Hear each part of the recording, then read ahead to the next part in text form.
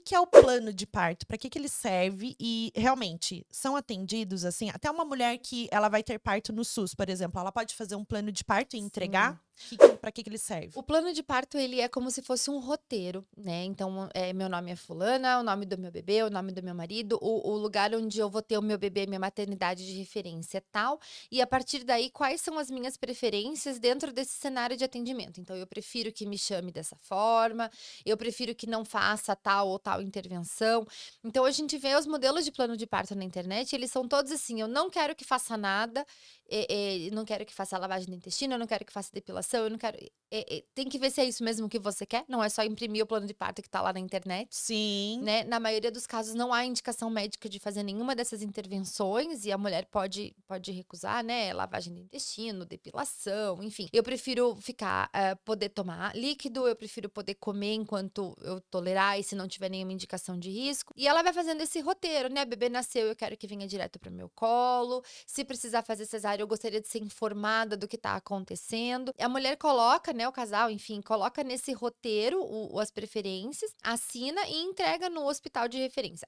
Quando a paciente vai ter a equipe que ela já contratou antes, que ela já sabe quem que vai estar, a gente discute esse plano de parto no pré-natal, né. Então, na verdade, no dia mesmo ele não serve pra muita coisa, porque ele já foi ali todo escaneado e a gente já fez os combinados referentes a cada uma do passo a passo. Mas quando vai pra um plano de plantão, tem inclusive como protocolar esse plano de parto na maternidade antes. Ah, Para que que ele esteja legal. lá já dentro da equipe quando ela chegar em trabalho de parto. Então, olha, para as mulheres que vão fazer, né, que tem esse parto no SUS, também tem essa possibilidade. Sim. Escrever, deixar e fazer os combinados, né, que a gente sempre fala. Porque ela vai pegar lá o médico que tá no plantão, ela não sabe quem vai atender, pelo menos essa referência ela tem que ter e, Sim, né. sim, e eu sempre friso para as pacientes a questão da segurança. Então, enquanto estiver seguro, se tiver tudo bem, eu não quero que interfira. Ótimo. Melhor não interferir mesmo quando tá tudo Sim, bem. exatamente. Até porque a gente tá lá em Nárnia, não, Aham. você fica perguntando, falando, fazendo, a gente já sai do foco e não consegue parir.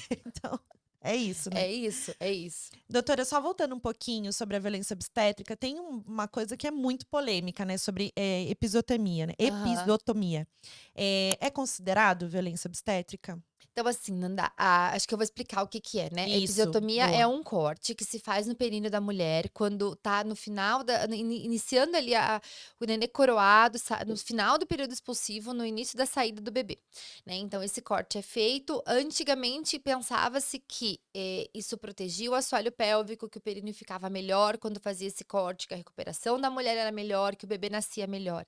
Mas na verdade hoje em dia as evidências científicas dizem pra gente completamente o contrário. A epísio não diminui risco de hemorragia, não faz uma recuperação melhor, o bebê não nasce com Apgar mais alto. Nada disso. A episiotomia hoje tem uma indicação guardada em literatura única, que é a prevenção de laceração mais grave.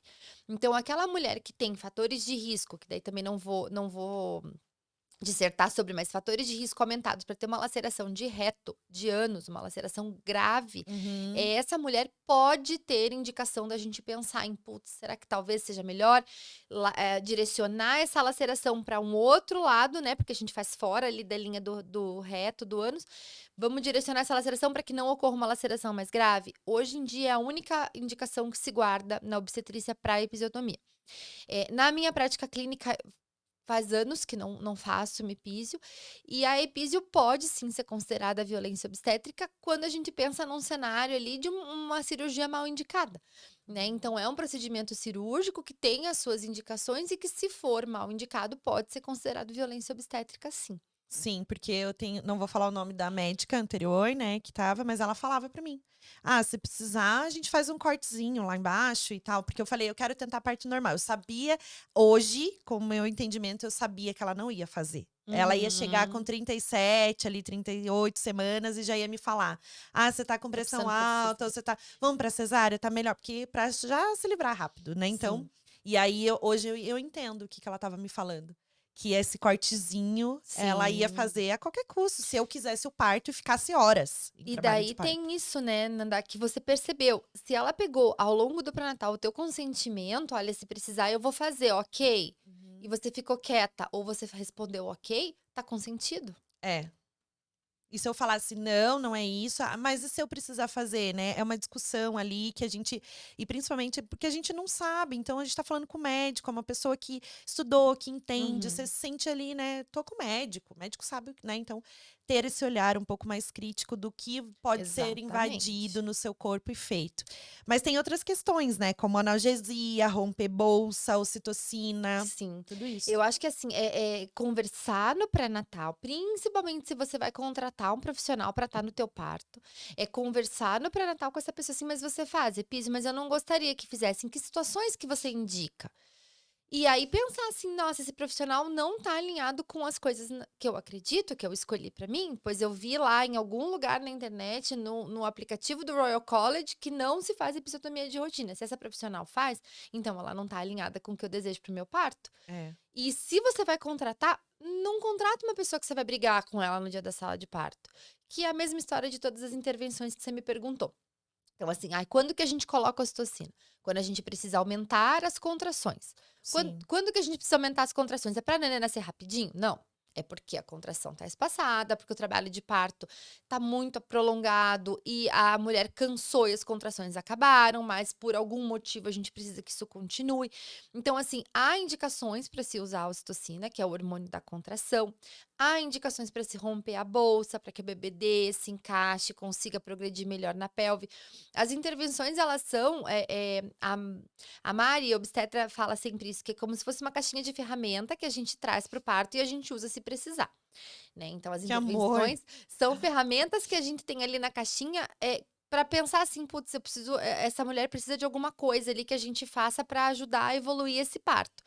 E A a gente ocitocina, usa. só contextualizando, é uma indução, né? É como É se fosse uma indução, não é É um isso? Um hormônio que a hormônio. gente produz no corpo da gente, mas que quando a gente usa a sintética, ela faz o mesmo efeito, que é aumentar, organizar as contrações, aumentar a força, aumentar a frequência das contrações.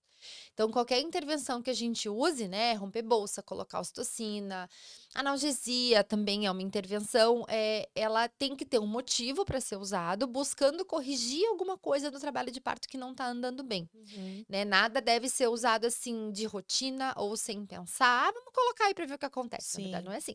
E se torna, né, pode se tornar uma violência obstétrica à medida que isso é conversado com a mulher e não há um entendimento de ambas as partes de que precisa, né. Por outro lado, né, a gente tem que lembrar que o médico obstetra, ele tá numa posição de garantir a segurança daquele trabalho de parto. Então, a responsabilidade sobre a evolução da parte médica daquele trabalho de parto, apesar do nenê ser seu, a responsabilidade da evolução técnica é minha. Então, Sim. algumas coisas eu vou te explicar assim: olha, isso aqui precisa e não tem jeito, né? Então, eu acho que tudo tem que ser exaustivamente dialogado mesmo. Sim, e no plano de parto não só isso, né, o acompanhante também, né.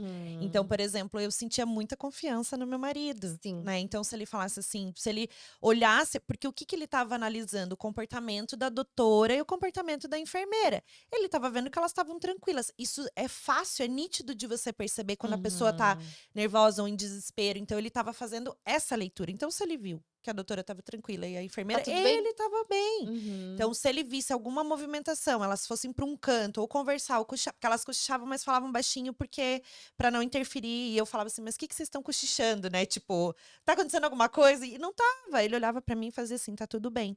Então eu Uhum. confiava. Então, mulheres que têm acompanhante, ok. Mas tentar também olhar, né, esse olho no olho do médico Sim. ali, você vai perceber. Por mais em Nárnia que eu estava, mas eu olhava, o olho Sim. toca muito a gente, né, então, ter esse olhar. Tem mulher que não vai ter a possibilidade de ter um acompanhante, por exemplo.